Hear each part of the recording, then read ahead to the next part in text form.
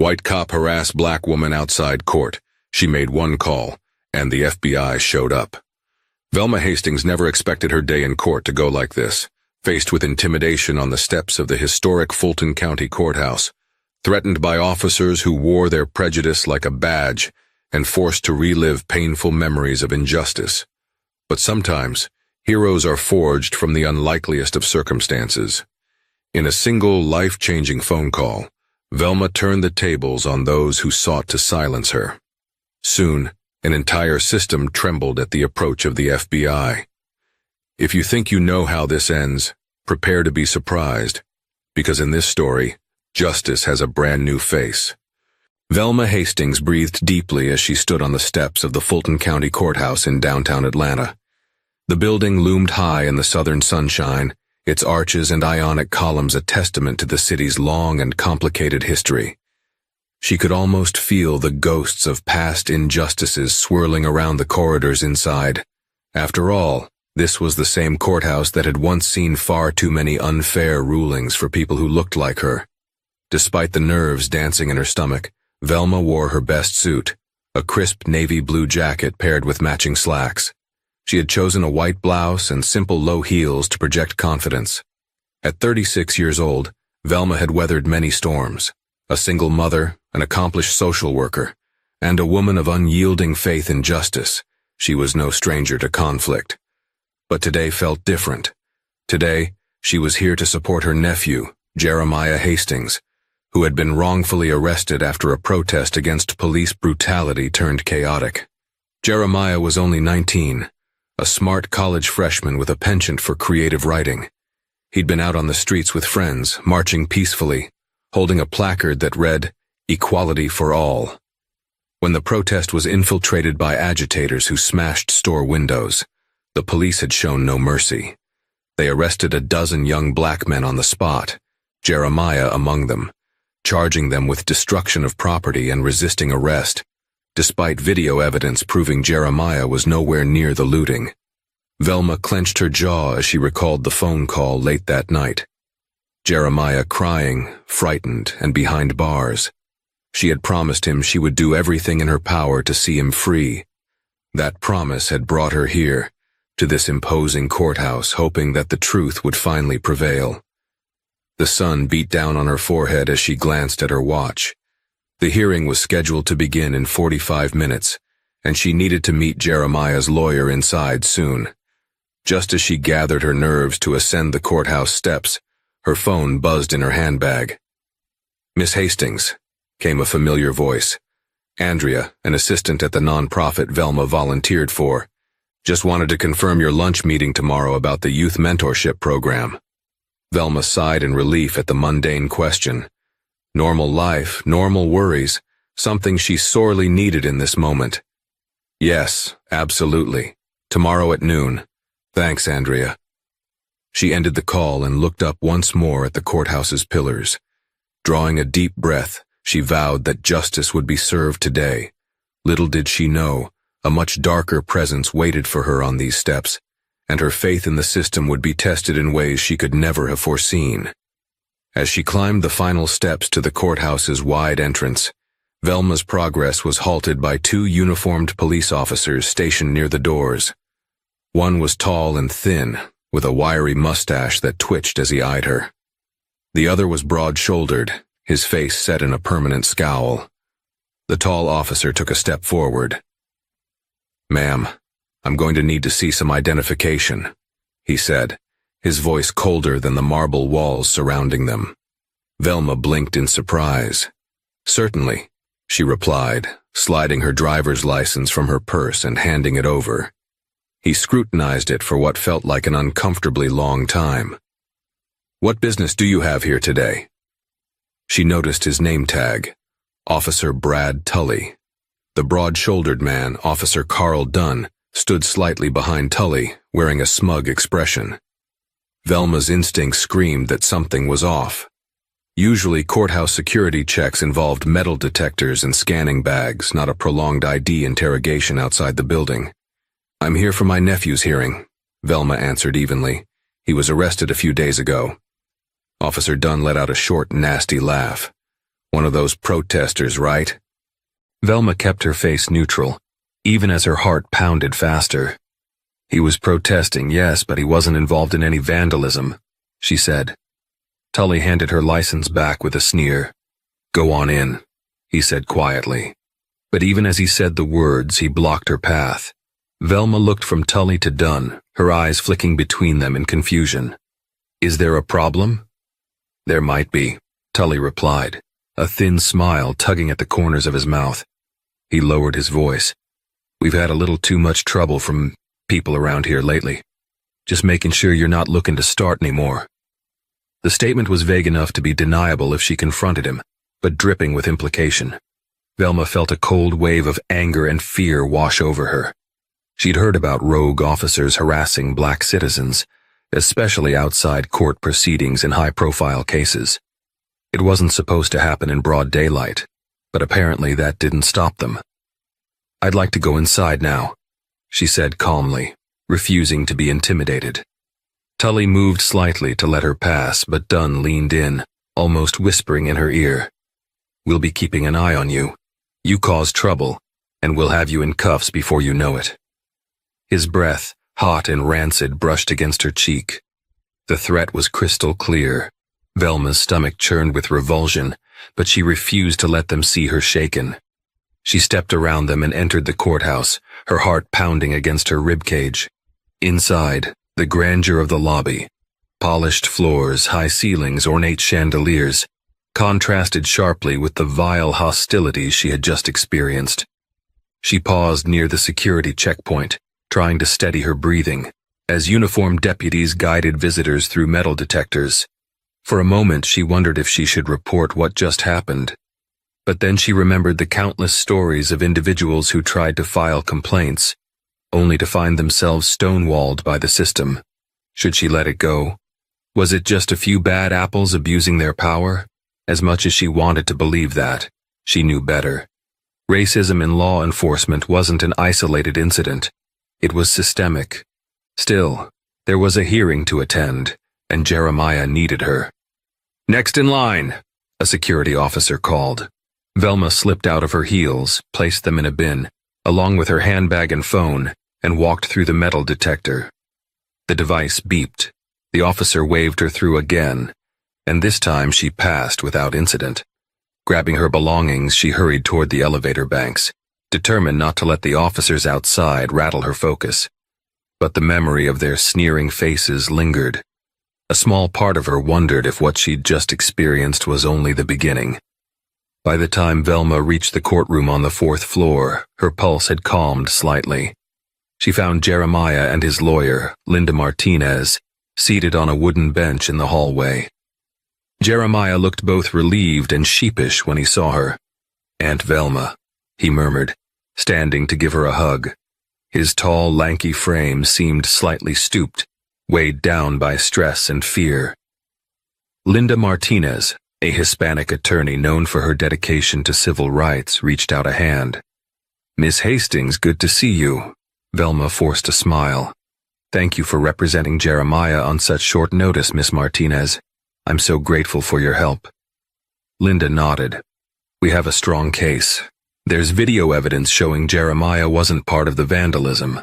I'm hoping the district attorney will drop the charges altogether. Jeremiah swallowed.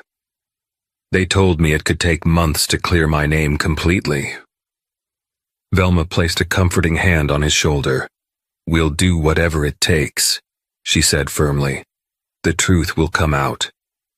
Before long, a bailiff stepped out and called for the hearing to begin. Velma squeezed Jeremiah's hand reassuringly, and they followed Linda inside the courtroom. Judge Marcia Hendricks, a middle-aged woman with a stern expression, presided over the hearing. Linda presented the video footage, along with eyewitness statements.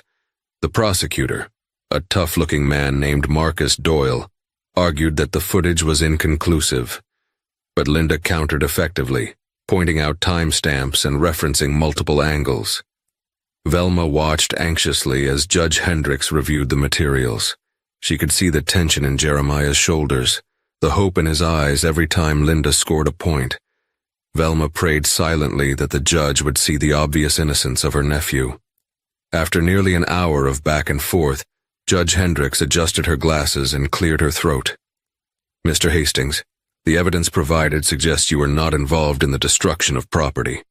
While the state may pursue further investigation, for now, I am ordering your release on your own recognizance, pending any additional findings." Velma felt a rush of relief so potent it nearly made her dizzy. Jeremiah squeezed her hand under the table, tears brimming in his eyes. The hearing ended, and Velma rose to her feet, thankful for a judge who at least appeared to be fair. Outside the courtroom, Linda explained the next steps. "Technically, the charges aren't fully dropped yet, but this is a great outcome for now. Just be prepared for any follow-up hearings." Jeremiah exhaled shakily. "Thank you, Miss Martinez. Thank you so much." Velma placed her arm around his shoulders. "We'll get through it," she whispered, feeling as though she'd just stepped off a dangerous ledge. They walked together toward the elevators. Linda parted ways, reminding them to stay in touch. Velma and Jeremiah descended to the lobby, each step a little lighter than before. As they approached the exit, Velma's relief was replaced by a creeping dread. Would those same officers be waiting outside? She couldn't forget their threatening glares, and she couldn't push away the thought that this wasn't over. Not by a long shot. Sure enough, the moment Velma and Jeremiah emerged through the courthouse's front doors, they spotted Officers Tully and Dunn. This time, they weren't alone. A third officer, tall with a muscular build, stood next to them, arms crossed. Velma felt Jeremiah tense beside her. She had already shared what happened with him before the hearing, and the sight of the officers confirmed their suspicions that trouble was brewing. Jeremiah, still in his early adulthood, glanced nervously at his aunt. "Should we just keep walking?" he asked. Velma placed a calming hand on his shoulder. "Yes, let's not engage them unless we have to." They began to descend the steps, deliberately focusing on the sidewalk ahead. But they couldn't avoid the confrontation. As soon as they neared the sidewalk, Tully stepped in front of Velma, blocking her path again. Well, you're back," Tully said, feigning surprise. He tipped his hat back, revealing sharp, unforgiving eyes. Dunn took a step forward, addressing Jeremiah with a sneer. "Is this the young thug who got picked up for that riot last week?" Velma's pulse thundered in her ears. She had to keep calm for Jeremiah's sake. "He's not a thug," she said calmly, "and he was cleared by the judge." "Cleared? That's not how I see it," Dunn said, giving Jeremiah a pointed once-over. "Once a troublemaker, always a troublemaker." The third officer, whose name tag read Henderson, spoke up for the first time. "Why don't you two move along?" he said in a low, threatening tone. "Unless you're looking to cause more trouble around here." Jeremiah opened his mouth to protest, but Velma squeezed his arm in warning. They had no reason to linger, and every reason to de-escalate the situation. "Officer," Velma said, her voice steady, "we're leaving." But as they tried to pass, Tully stepped in Velma's way once more, so close she could smell the bitter tang of coffee on his breath. "You think just because some liberal judge let him go, you're off the hook?" he asked, his voice dripping with malice. "We'll be watching both of you." Velma's mind raced. The tension was suffocating. She glanced around, noticing that a few bystanders had begun to watch from a distance, their expressions a mixture of curiosity and concern. "Don't you have somewhere else to be, or someone else to harass?" she asked, surprising even herself with the sharpness in her tone. Tully's face twisted with anger, and for a moment Velma thought he might reach for his weapon. Dunn's hand was already resting on the butt of his holstered gun.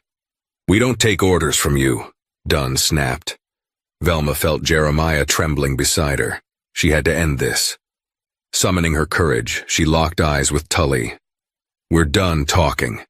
Then she stepped around him and started walking away, pulling Jeremiah along. They were nearly to the sidewalk when she heard Tully's voice, calling out loudly enough for bystanders to hear. "You people never learn, do you? Always thinking you're above the law." Something inside Velma snapped. She whirled around, fury and hurt mingling in her chest. She thought of the centuries of oppression, the daily microaggressions, the countless stories of black men and women who had lost their lives due to racial profiling and police brutality. She opened her mouth to retaliate, but Jeremiah gently touched her arm, pulling her back. She could see the fear in his eyes, fear for her safety. She understood in that moment that no matter how just her cause, a power-hungry cop with a racist streak could twist her words or actions into something that would hurt them both. So she didn't respond. Instead, she turned on her heel and walked away, her heart pounding, tears of rage threatening to escape her eyes. A million thoughts stormed through her mind, but one rose above the rest. This won't stand. By the time they reached Velma's car, Jeremiah's breath came in quick, ragged gasps, like he was on the verge of a panic attack. Velma guided him into the passenger seat and climbed behind the wheel, her own hands shaking as she gripped the steering wheel. A torrent of conflicting emotions surged through her. She was angry, no, furious, at the brazen racism she had just encountered. She was terrified for Jeremiah, who was still so young, his future hanging in the balance. She was weary of fighting a system that often felt impossible to change. But beneath the fear and exhaustion, a spark of determination began to glow. Velma was a social worker who had dedicated her life to helping underprivileged youth navigate a system stacked against them. She knew people who knew people, advocates, lawmakers, and even individuals in the Department of Justice. Her mind drifted to a memory. A distant cousin, Donovan Rhodes, who worked as a federal investigator for the FBI. She had met him only a few times at family reunions, but they got along well, sharing a passion for justice. Velma recalled how he had given her his card once, saying, "If you ever need anything, if it's serious, don't hesitate to reach out." Was this serious enough? Two racist cops harassing her and Jeremiah might not constitute a full-scale FBI operation, but these things seldom happened in isolation. Could it be part of a larger pattern of abuse in the precinct? Could Donovan help ensure that any complaint she filed would be taken seriously, instead of being buried? Her hand trembled as she reached into her purse for her phone. Jeremiah turned to her, brow furrowed. "What are you doing?" Velma drew in a steadying breath. "I'm making a call." She scrolled through her contacts, found Donovan's number, and pressed the dial button. It rang twice before a familiar voice answered. "Donovan Rhodes speaking." Velma exhaled, suddenly aware of the weight of her decision. "Donovan, it's Velma Hastings, your cousin." A moment of recognition. "Velma, hey, it's been a while. How are you?" She caught the worry in his tone, and the warmth in it too. "I'm okay, but something happened at the courthouse today. My nephew and I were harassed by some officers. It wasn't just the usual hassle. It felt targeted, hateful." Donovan's voice grew serious. "Tell me everything." Velma explained the situation, starting from the protest and Jeremiah's wrongful arrest, to the hearing, and finally to the ugly confrontation outside the courthouse. She left nothing out. The sneers, the racial slurs, the veiled threats. When she finished, Donovan was silent for a moment. "Velma, I'm sorry you both went through that. I can't promise immediate action, but the FBI does investigate matters of civil rights violations when there's evidence of a pattern or practice. This might be bigger than just two racist cops if they've done this before. Let me talk to some colleagues in the Civil Rights Division. We'll see what can be done." Velma closed her eyes, relieved that Donovan seemed to take this seriously. "Thank you," she whispered. I can't let it slide." "You did the right thing calling me," Donovan said. "I'll get back to you soon with some next steps. In the meantime, keep your head down. I don't want those officers retaliating." She swallowed hard. "I will." They ended the call, and Velma looked at Jeremiah. The younger man's face was grim, but a hint of relief flickered in his eyes. "The FBI?" he asked softly. Velma nodded. "Just a conversation for now, but if there's a wider pattern, they might investigate." Jeremiah stared out the windshield, a mix of fear and hope in his expression. "I never wanted any of this," he said, voice trembling. "I just wanted to stand up for what's right." Velma reached over, placing a reassuring hand on his arm. "Sometimes standing up for what's right leads us into battles we never expected, but you're not alone in this." They drove away from the courthouse, the Atlanta skyline gleaming in the distance, each skyscraper a silent witness to the story that was just beginning. Over the next few days, Velma tried to return to her routine. She met with Andrea about the youth mentorship program, counseled a few troubled teens at the nonprofit, and spent the rest of her free time helping Jeremiah catch up on schoolwork. But the tension lingered like a dark cloud overhead, ready to unleash a downpour at any moment. She half expected to see officers Tully and Dunn around every corner, or to be pulled over without cause the next time she drove. Jeremiah even delayed returning to campus. The memory of those officers' threats weighed too heavily on him. On the fourth day after the courthouse incident, Velma's phone rang as she was finishing dinner with Jeremiah. Glancing at the caller ID, she saw Donovan's name and hurried to answer. "Velma," came Donovan's voice, low and measured. "I've spoken with some colleagues in the Atlanta field office. We're interested in meeting you and Jeremiah, perhaps as soon as tomorrow if possible." Velma's heart quickened. "Tomorrow? Yes, of course. Where?" "I'll text you the address. It's a field office near downtown. Not too far from the J. Edgar Hoover building is the FBI headquarters in D.C., but we have satellite offices everywhere. We'll keep it low-key. This is just an initial interview to gather more details and see if your experiences align with other complaints we've received." Velma exchanged a look with Jeremiah. He gave a hesitant nod. "We'll be there," she said. The next morning they arrived at a modest gray building with mirrored windows. A small plaque by the door read, "Federal Bureau of Investigation, Atlanta Field Office."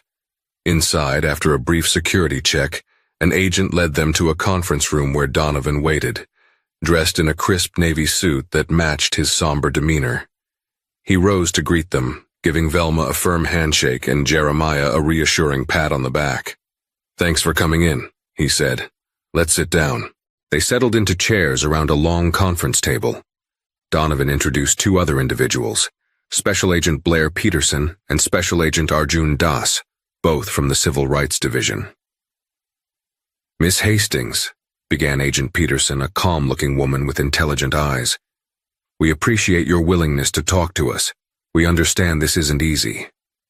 Velma inclined her head. "I just want to make sure nothing like this happens again. Not to me, not to Jeremiah, not to anyone." Agent Das nodded. "We've been compiling data on alleged civil rights violations in various police departments. The Atlanta PD has made strides in recent years, but there are still pockets of resistance to reform. Officers Tully and Dunn's names have come up before." Velma's pulse accelerated. "Wait, you mean there are previous complaints?" "That's correct," Donovan confirmed, exchanging a serious look with Peterson. "Nothing has stuck so far because the complainants either backed off or lacked concrete evidence." Jeremiah fidgeted in his chair. "Is there any chance they'll come after me?" he asked. "After all, I'm just a student. I don't have much power." Agent Peterson pursed her lips. "We'll do what we can to protect you, but it's true that historically those who speak up sometimes become targets. That's why we're treading carefully." They spent the next hour recounting every detail of the harassment. Jeremiah described being called a thug, and Velma relayed Tully's taunts and insinuations. Agent Das asked them to describe the officers' physical mannerisms, the environment, even the time of day. By the end, Peterson closed her folder. "Thank you. This information could be critical in establishing a pattern. We can't say more at this point, but if we gather enough evidence, the DOJ may launch a formal investigation." Velma took a shaky breath, both relieved and anxious. "I'm glad you're taking it seriously." Donovan gave her a reassuring smile. "We are. Keep documenting everything.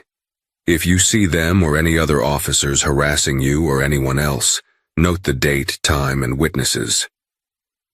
They left the building feeling both hopeful and uneasy.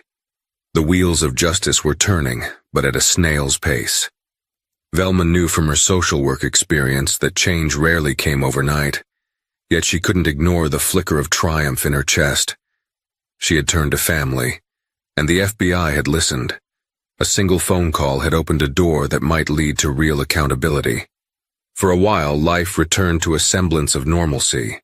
Jeremiah resumed some classes online, nervous about running into the police on his commute.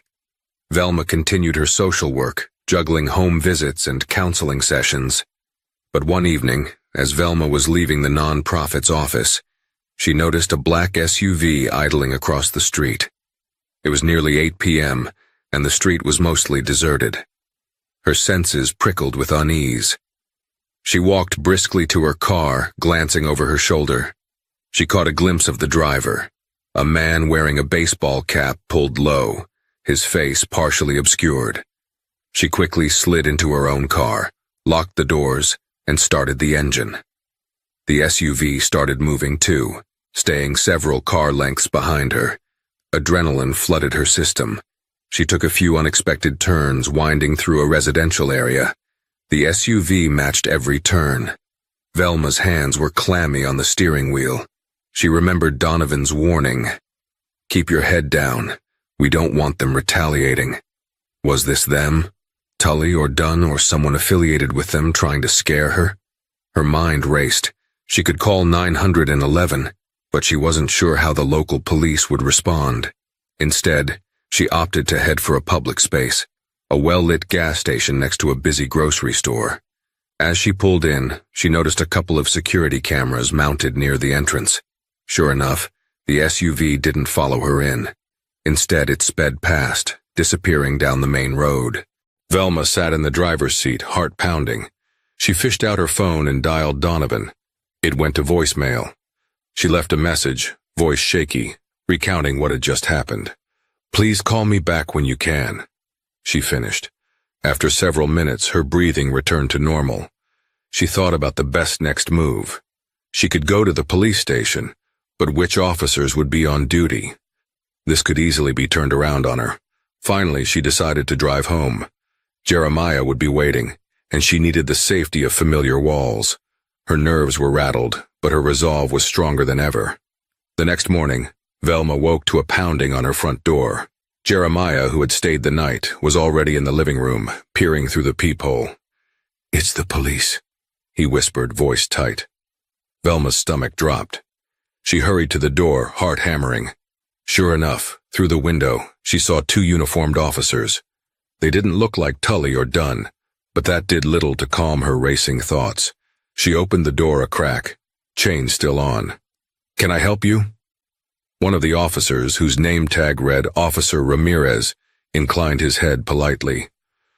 "Ma'am, we're here to follow up on a report of suspicious activity in the neighborhood. Some neighbors claimed a black SUV was circling the area last night. Did you notice anything unusual?" Velma's instincts screamed. Was this genuine concern, or a subtle intimidation tactic? She forced herself to remain calm. "I saw a black SUV, but it didn't linger around here," she lied, not wanting to betray her fear. Officer Ramirez nodded, taking notes. "If you see anything else suspicious, please let us know." The other officer, a blonde woman named Officer Kelly, gave Jeremiah a quick once-over. "Is everything all right in there?" she asked, eyes narrowing slightly. Velma bristled. "Everything is fine." "All right, we're just doing our rounds," Ramirez said, stepping away. "Have a good day, ma'am." Velma shut the door, heart pounding. Jeremiah stood behind her, looking pale. "They were probably just fishing for information," she said quietly. "It might be nothing." Jeremiah exhaled, running a hand over his short curls. This is crazy. Indeed, it felt like reality was warping around them. Every shadow seemed dangerous, every knock on the door filled with menace. A few hours later, Donovan finally called back. She told him about the SUV and the officer's visit. "It could be unrelated," Donovan said carefully, "but given the context, I doubt it. We're ramping up our preliminary investigation. Agent Peterson and Agent Das might need more statements soon." Velma sank onto her couch, exhaustion pressing on her. Donovan, is there something big going on? Why do I feel like we're being watched? He hesitated. There have been rumors of certain officers involved in not just harassment, but also covering up incidents of excessive force. If Tully and Dunn are part of that circle, they might be worried about an FBI probe. You and Jeremiah could be a threat to them. Velma's stomach churned. She had never wanted to become entangled in a high-stakes confrontation, but injustice had forced her hand. A week later, Velma received a surprising phone call from Linda Martinez, Jeremiah's lawyer. I've heard some unsettling chatter from other defense attorneys, Linda said, her voice tinged with concern. Cases involving officers Tully and Dunn are consistently skewed. Many defendants claim racial profiling and excessive force, but the complaints never gain traction. Velma rubbed her temples. Because people are too scared to push back? Linda sighed. That's part of it. Another factor is a powerful police union. They have a knack for discrediting complainants and burying inconvenient evidence. Velma swallowed. Her social work background told her that this was no isolated incident. It was a systemic pattern. She thought about the countless times she had tried to help teens navigate the judicial maze, only to see them swallowed whole by an indifferent system. What do we do? She asked. Linda's answer was blunt. Keep fighting. Keep collecting evidence and testimonies. Stay in touch with the FBI. And be careful. That same day, Agent Peterson called, asking Velma to gather any messages, letters, or voicemails that might indicate harassment or intimidation. Jeremiah had received a few anonymous texts calling him a snitch and telling him to keep his mouth shut. They forwarded everything to the FBI. Slowly they were building a case. But as the case grew stronger, so did Velma's sense of foreboding. She had a recurring nightmare of Tully and Dunn cornering Jeremiah, guns drawn, while she stood powerless. Waking from these dreams left her drenched in sweat and consumed by guilt. Yet despite the fear, she refused to back down. A month passed. Jeremiah's case was still in limbo, but no new charges had emerged, and Linda was pushing for a full dismissal. The FBI investigation was in its early stages, with Donovan cautioning her that these cases could take months, even years, to unfold. Then came the day of Jeremiah's final hearing, a date set to either drop the charges or proceed to trial. Velma and Jeremiah arrived at the courthouse early, hoping to avoid any run-ins with Tully and Dunn. They made it through the metal detectors without incident and headed upstairs to meet Linda outside the assigned courtroom. The hallway bustled with lawyers, plaintiffs, and defendants. Tensions ran high in every corner. As they waited, Linda joined them, a stack of files in her arms. I have a good feeling about this, she said, offering a reassuring smile. Jeremiah let out a slow breath. Me too, he said, though his voice trembled slightly. A bailiff called out the parties and they entered the courtroom. Judge Hendricks presided again, her demeanor calm but firm. The prosecutor, Marcus Doyle, announced that the state, after reviewing the evidence, was dropping all charges against Jeremiah due to lack of sufficient grounds for prosecution. Velma closed her eyes in relief, gratitude welling up. Jeremiah grabbed her hand under the table, squeezing it so tightly it almost hurt. The judge nodded, granting the motion to dismiss. Mr. Hastings, you're free to go. Let's hope this is the end of it. They walked out of the courtroom, hearts lighter. Jeremiah was officially free of the legal burden that had loomed over him. Linda clapped him on the back, promising to send the official paperwork once it was finalized. But as they exited the courthouse, their relief turned to dread. Standing at the top of the steps were officers Tully and Dunn, flanked by a few other uniformed policemen. It felt orchestrated, a show of force. Velma's stomach twisted, but she kept walking. Jeremiah followed suit, head held high, determined not to show fear. Tully smirked, stepping forward. Heard the good news, he drawled. Congratulations. Dunn added, You know the system is broken when criminals walk free. Anger flared inside Velma, but she forced herself to remain calm. Jeremiah was innocent, she said, her tone measured. Tully snorted. Innocent is a matter of opinion. Jeremiah clenched his fists, but Velma touched his arm gently. We're not looking for trouble, she told the officers. We're just leaving. Yeah, you do that, Dunn said, stepping closer. Leave, and don't come back. This time a crowd had begun to gather, sensing the tension. Some pulled out phones to record. Tully noticed the phones and an ugly sneer tugged at his lips. Just as Velma and Jeremiah tried to walk past, Tully shoved Jeremiah in the shoulder, sending him stumbling. Murmurs of shock rippled through the onlookers. Velma gasped, stepping protectively between them. Hey, Jeremiah protested, regaining his balance. Oh, you got a problem? Tully barked. His voice echoed off the courthouse steps. In an instant, Velma's fear vanished, replaced by a righteous fury. She pointed at Tully, her voice shaking with anger. Assaulting a citizen on courthouse property, in front of witnesses and cameras? You're out of your mind. Tully's cheeks reddened, but he didn't back down. Instead, he scoffed, scanning the crowd. You got no proof, but the phone camera said otherwise. People were capturing everything. Dunn tried to step in, but a voice cut through the chaos. Police brutality. I've got it on video. The tension escalated, a chorus of voices rising in condemnation. Velma could barely hear over the noise, but she noticed Tully and Dunn exchanging worried glances.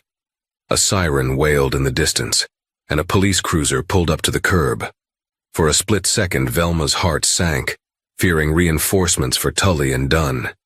But then she saw a pair of suits, FBI agents, emerging from a black sedan behind the cruiser. Agent Donovan Rhodes and Agent Arjun Das strode forward with purposeful urgency. Donovan locked eyes with Velma, nodding subtly.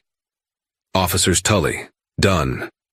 Agent Das called out, flashing his badge. We'd like a word. The crowd erupted in hushed murmurs. Tully's face paled, and Dunn's bravado faltered. Their fellow officers stepped back, uncertain. Jeremiah's eyes were wide with astonishment.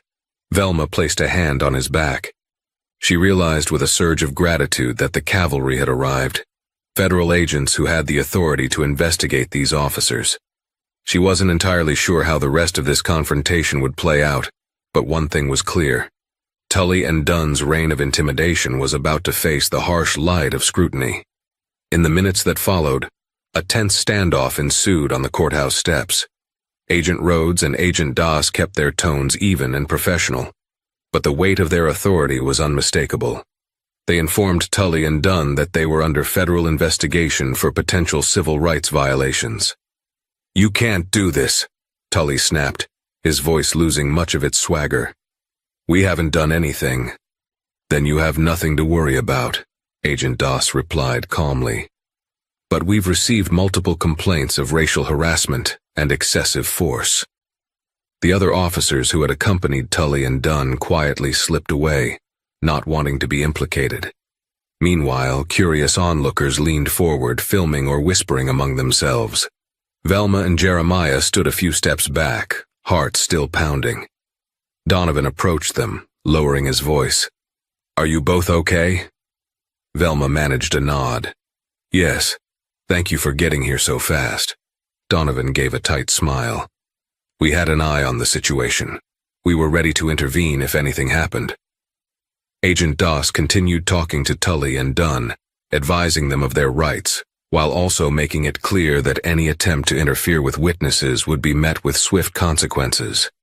The implication was clear. Tully and Dunn were no longer acting with impunity. Velma almost felt pity for them. Almost. Then she remembered the fear they had inflicted, the intimidation, the assault. No, they deserved whatever consequences came their way. After a heated exchange, Tully and Dunn were led to a nearby police cruiser. It's just for questioning, Donovan whispered to Velma and Jeremiah. We're not placing them under arrest right this second, but we need to bring them in for a formal interview. The wave of relief that washed over Velma was so intense that she felt tears brimming in her eyes. Jeremiah exhaled a shaky laugh, hugging his aunt. We did it, he murmured. A local news crew, attracted by the commotion, approached Velma for a statement. At first, she hesitated, but Jeremiah nodded, encouraging her. "People need to know," he whispered. She stepped forward, microphone in her face, camera rolling. She spoke of Jeremiah's wrongful arrest, of the harassment outside the courthouse, of the phone call to the FBI that set this in motion. She talked about the importance of standing up against racism, even when it was terrifying. Her words reverberated across the courthouse steps, capturing the attention of passers-by and viewers at home. In that moment, Velma realized this wasn't just about her or Jeremiah. This was about every black man and woman who had ever felt the weight of prejudice, who had lost faith in a system that so often failed them. As she concluded her brief statement, Donovan gave her a supportive nod. "We'll handle it from here," he whispered, then walked toward the cruiser carrying Tully and Dunn, where Agent Doss was already briefing local PD officers on the situation. Velma stood on the steps, Jeremiah's arm around her shoulders, breathing in the cool air of late afternoon. For the first time in weeks, maybe months, she felt a spark of hope that real change was possible. News of the FBI's intervention spread through the city like wildfire, igniting a mixture of hope and unease in neighborhoods long accustomed to seeing justice slip through the cracks. After decades of whispers about systemic corruption within certain corners of the Atlanta Police Department, the mere possibility of accountability sent shockwaves through the local community. Some people cheered, convinced this was the beginning of a new era. Others, wary of broken promises, worried that it would all end in yet another cover-up. Against this backdrop, officers Tully and Dunn found themselves under a scrutiny they had never known. Public outcry intensified when local media outlets, such as the Atlanta Journal-Constitution, ran articles detailing the FBI's civil rights investigation into multiple allegations against the two men. The stories painted Tully and Dunn as repeat offenders, citing internal affairs documents that had been quietly shelved and witness statements that had gone ignored. There were whispered rumors of an old guard within the department that protected officers like them, enabling a culture of impunity. For Velma Hastings and her nephew Jeremiah, each new day brought a conflicting blend of vindication and anxiety.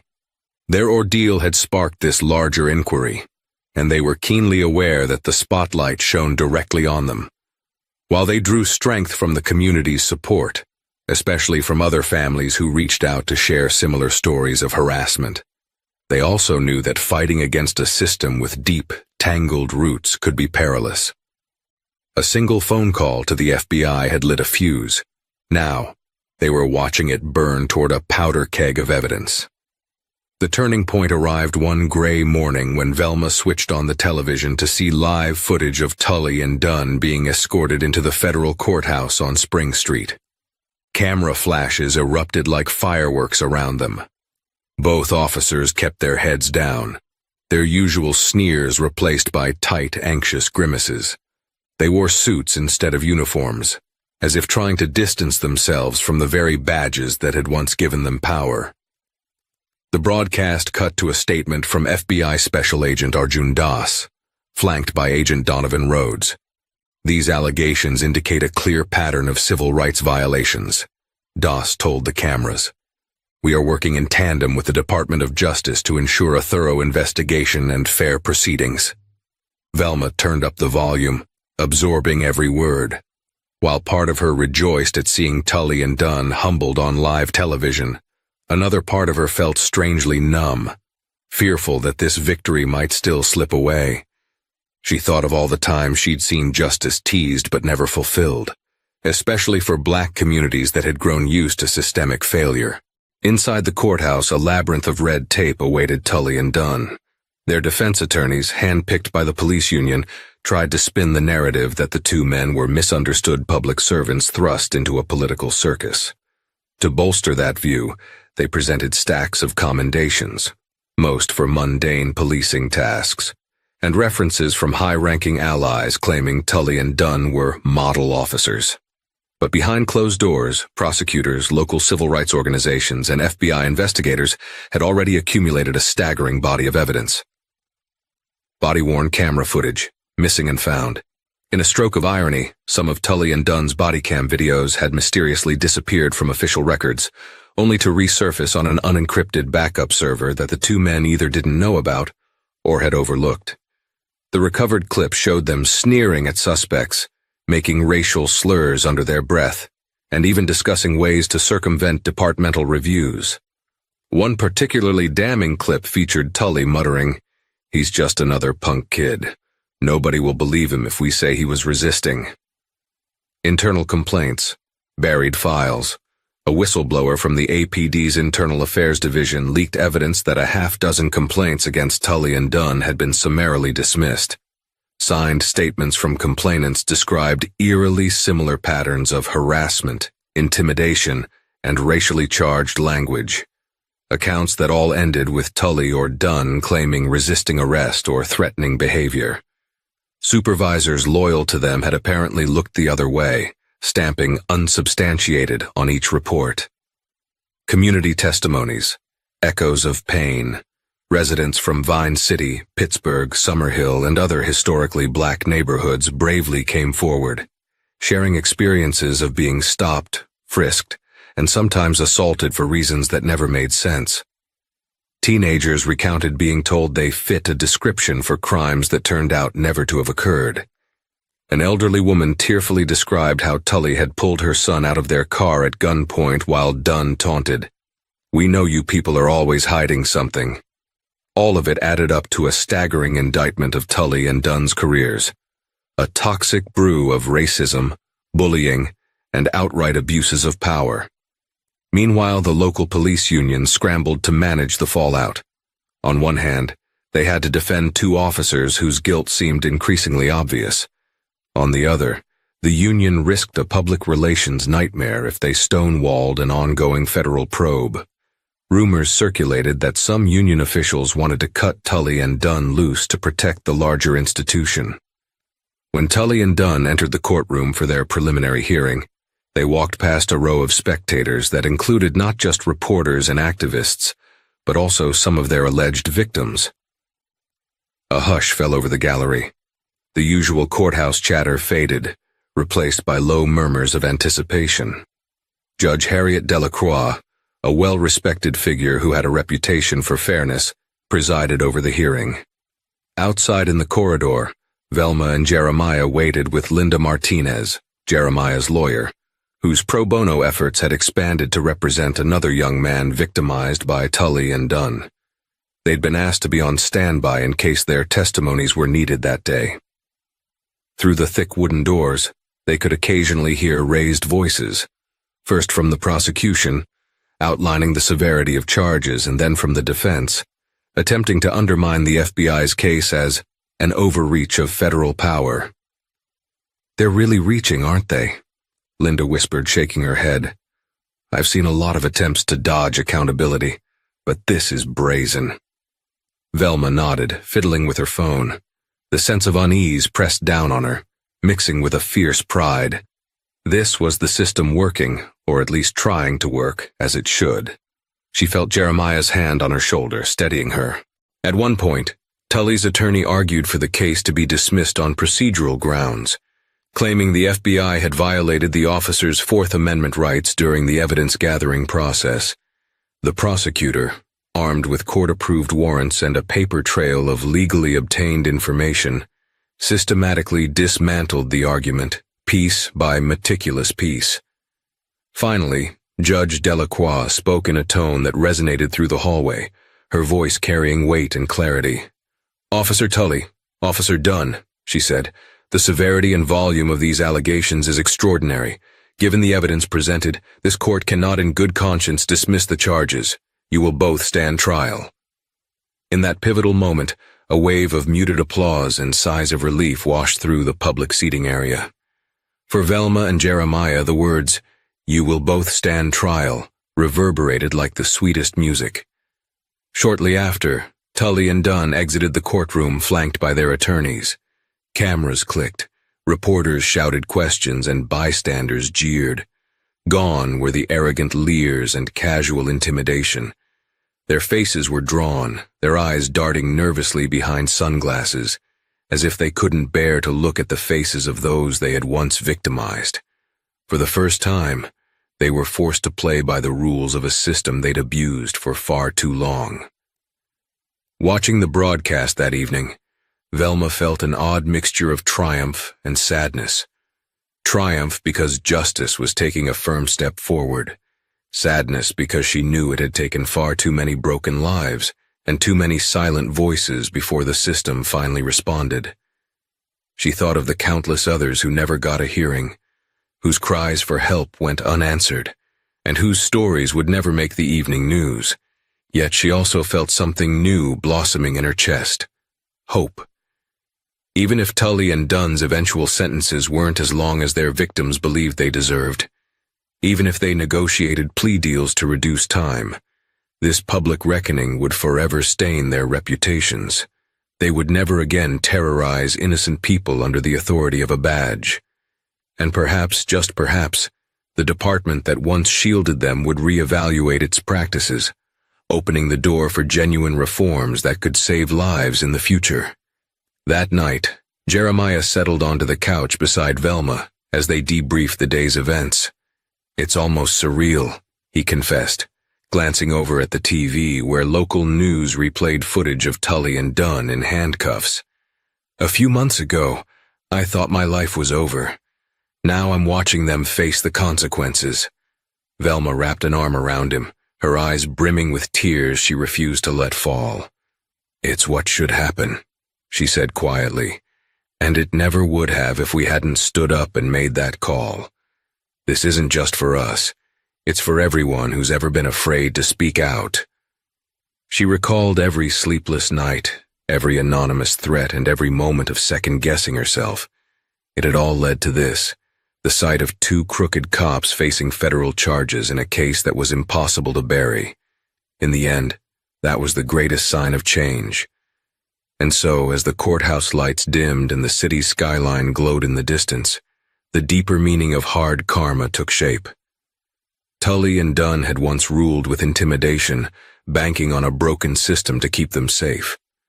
Now, they were the ones blinking under harsh fluorescent lights and the unyielding gaze of the law. They had sowed fear. They would now reap the consequences in the most public way possible. That realization echoed in Velma's mind as she drifted off to sleep.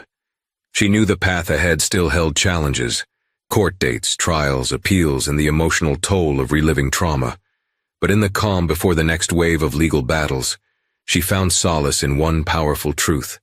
Sometimes, even in a flawed system, justice can strike like lightning when you dare to summon it.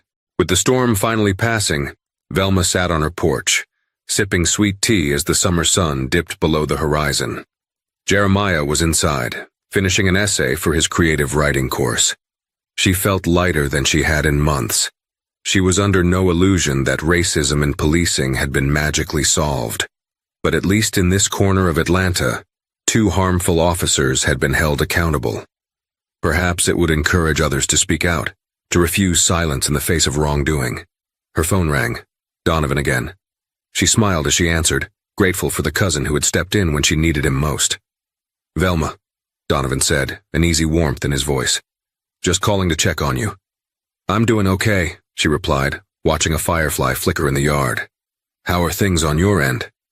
"We're compiling our final report. Looks like Tully and Dunn will both serve time, though not as much as they deserve, in my opinion. But it sends a message." Velma nodded, her throat tight with emotion. "Thank you, Donovan. You helped change everything." He chuckled softly. "Don't give me too much credit. You're the one who decided enough was enough. That phone call was just the beginning." They chatted a bit more, discussing family plans for the holidays. After they hung up, Velma sat quietly, reflecting on the upheaval of the last few months.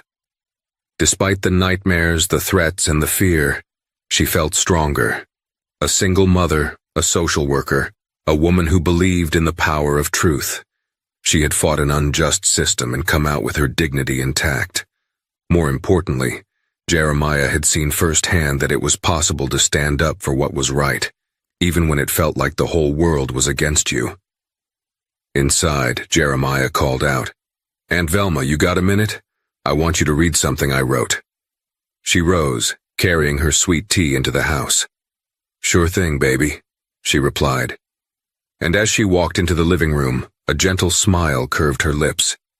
This was what it was all about. A future where young men like Jeremiah could dream, create, and live without fear. A future, perhaps, a little brighter than before. Thank you for joining us on this emotional roller coaster of courage, confrontation, and hard-earned justice. From the courthouse steps where Officer Tully and Officer Dunn first harassed Velma and Jeremiah, to the powerful moment when the FBI arrived and exposed their wrongdoing, this story shows us that one voice can spark a massive change. If you found yourself rooting for Velma and Jeremiah, or if you were on the edge of your seat when karma came for those crooked cops, then take a moment to let us know your thoughts. Here's our call to action. If this story inspired you, please like this video, share it with your friends, and don't forget to hit that subscribe button so you never miss another gripping tale.